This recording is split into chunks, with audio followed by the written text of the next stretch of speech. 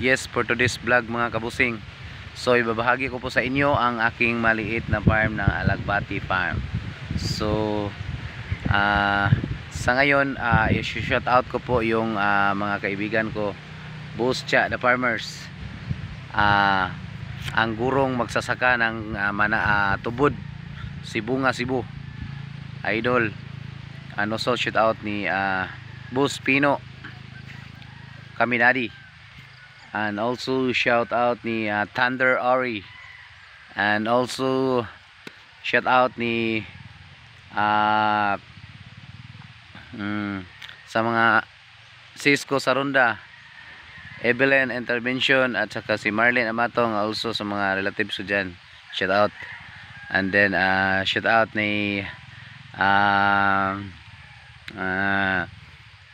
kumpare ko si Edmond Descarten alias Toto, aka Toto. And also Jongka, shout out ni Jongka, yeah. And also shout out ni shout out ni saban basta shout out sa mga wala mo shout out. Sa ngayon mga kabusing, ibabahagi ko po sa inyo ang aking tatlot kalahating plat na Alagbati. So paalala lang po, hindi po ako katulad ng iba na marunong na mag pa-farming. Sa ngayon po ako po ay nagsimula magpa-farm. So sa ngayon mga kabusing, ang i-share ko po sa inyo yung naitanim kong Alagbati, yung maliit na Alagbati, yung tatlong plat lang, tatlong kalahating plat. So kung may suggestion lang kayo sa akin na anong gagawin ko, open po ako, i-comment nyo lang sa comment section. So let's go. So dito na tayo. Ito yung maliit na farm na Alagbati ko mga kabusing. Yan. So ang edad dito mga kabusing is 18 days. So ayan. So sa nakikita nyo, may may mga salingsing na. Yan. So I think mga 1 month mga kabusing. So na to, harvest na siguro to. Harvest na dito. Ang lang may namatay dito. Yan.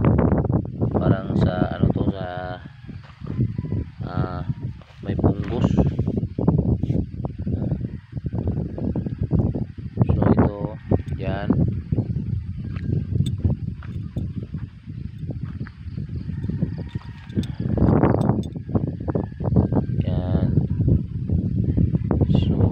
Ginagawa ko dito mga kabusing, sa edad pala, yung tinanim ko dito, yung yung kalahati ng niya, katawan niya dito, pinutol ko tapos itinanim ko.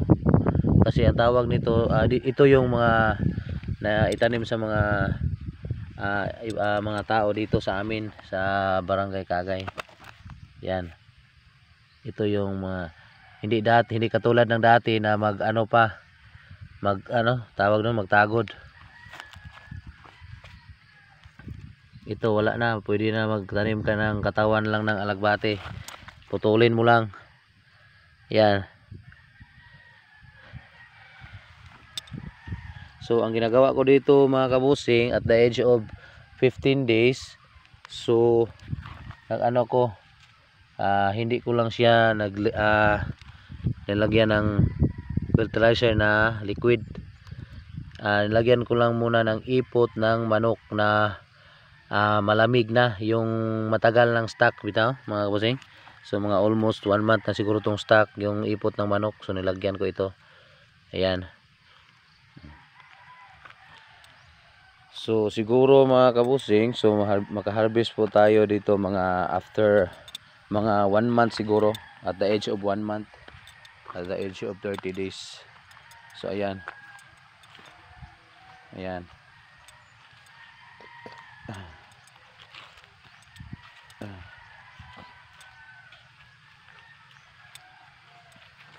Ayan.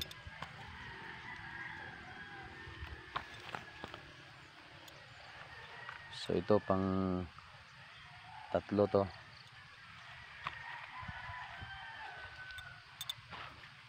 So hindi ko lang natamnan lahat 'yun mga kabusing kasi hindi ko po magawa, hindi ko po ano po ano tawag doon, yung oras ko hindi na madala sa oras kasi magbiyahe pa ako, tapos after biyahe pumunta ako dito sa garden, yung farm yan.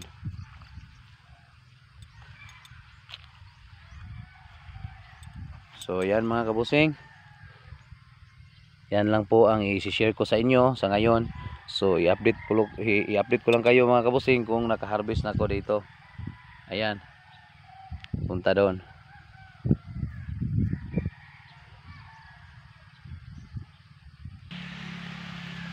So ayan, yan lang po ang i-share ko mga kabusing. So thank you so much mga kabusing sa maraming salamat po sa mga taong nagsubaybay sa aking vlog po. So sa ngayon lang ako nakabalik ng pagbablog. So yung dati yung kong vlog mga busing, yung mga pang ano lang, pang walang, parang pang patawa, pero yung ngayon, yung pagpa-farm ko. So yan mga kabusing.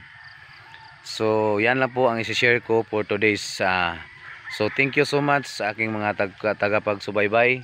So welcome my channel Boss Ayan Vlog, and please click the notification bell para palagi at update sa videos ko mga kabusing. So thank you so much. Good morning.